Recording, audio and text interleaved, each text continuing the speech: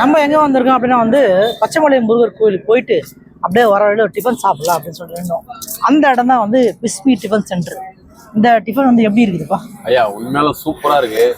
நம்ம சென்னை பக்கம்லாம் இந்த மாதிரி சாப்பிட முடியல. எல்லா ஹோட்டலும் பார்த்தா கச்சா முச்சா ஒரு மாதிரி குழ ஆகி வச்சிருப்பாங்க. இதெல்லாம் சூப்பராக இருக்கு. இந்த மாதிரி அவுட் சைடில் வந்து சாப்பிடுங்க. எல்லாம் வெளியில வந்தீங்கன்னா அந்த மாதிரி சின்ன டிஃபன் கடையாக இருக்கும் பாருங்க. ஏதாவது பாட்டி கிட்டி வடை சுட்டுங்கிற மாதிரி அந்த மாதிரி டிஃபன் கடையில் சாப்பிடுங்க. ரொம்ப நல்லா இருக்கு. உண்மையே நான் இங்கே வந்தது காரணம் வந்து இந்த பாட்டி ஒருத்தர் இட்லி சுட்டுருந்தாங்க. அது பழைய ஞாபகம் ஒரு சரி ஓகே இந்த பாட்டி நிலாவில் வடை சுடுற பாட்டி அந்த மாதிரி வந்து நல்லா இருக்குன்றது நானும் வந்தேன். இன்னும் வந்து டிஃபன் இட்லி பூரி வடை மெதுவடை மசாலா வடை எல்லாமே நல்லா இருந்துச்சு. இந்த பக்கம் உங்களுக்கு போகிற சான்ஸ் கிடைச்சுன்னா வந்து இந்த டிஃபன் சென்டரில் ஒரு ட்ரை பண்ணுங்க.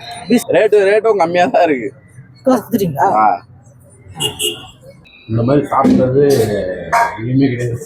இலையில வச்சா ஏதோ கிராமத்து பக்கம் சாப்பிட்ற மாதிரி ஒரு டேஸ்ட் இருக்கு. முடிஞ்சதுன்னா வந்து சாப்பிடுவோம். உண்மையுமே சூப்பராக இருக்கு.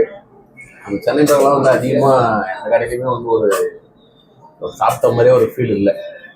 நம்ம ஏதோ ஒரு ஊர் பக்கம் சாப்பிட்ட மாதிரி இருக்கு. நல்லா இருக்கு. எங்கே இருக்குனாக்கா நம்ம பெருங்குளத்தூருக்கு பக்கத்தில் சதானந்தபுரம் அந்த ரோட்டில் இருக்கு. கடை பேர் வந்து